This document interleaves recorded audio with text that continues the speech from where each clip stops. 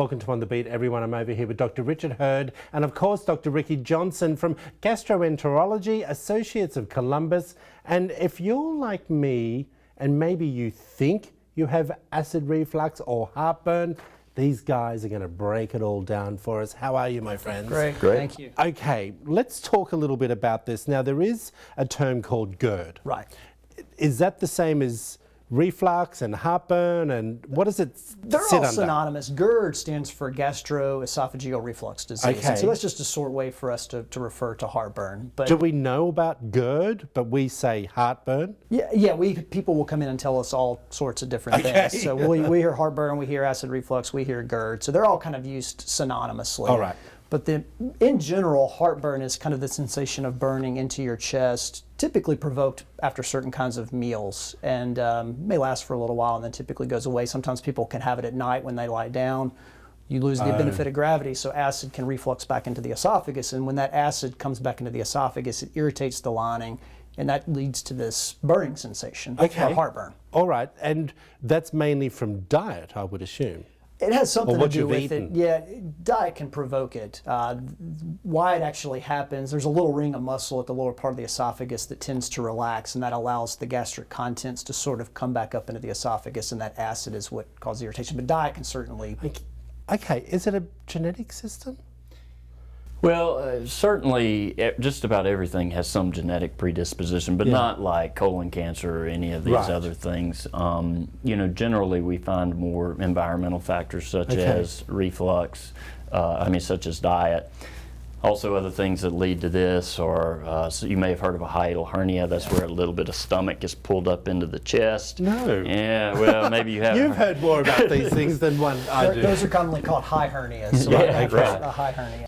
Okay, so now I'm just thinking, I wonder if I've had, because a little symptom that you've just talked to me about, I maybe have had that and I've just gone and had some yogurt. Right, well when you talk about symptoms, I think that's important because there are a variety of symptoms that acid reflux can cause. We typically talk about heartburn, and that's what most people come in. If they have heartburn, they kind of know it, but there's a lot of atypical symptoms of acid reflux, such as just pain in the chest, trouble swallowing, a lump in the throat, clearing your throat, coughing, pain in the stomach, nausea and vomiting. Yeah, those are big ones too. So there's a lot of different symptoms that can be caused by acid reflux that are not typical heartburn.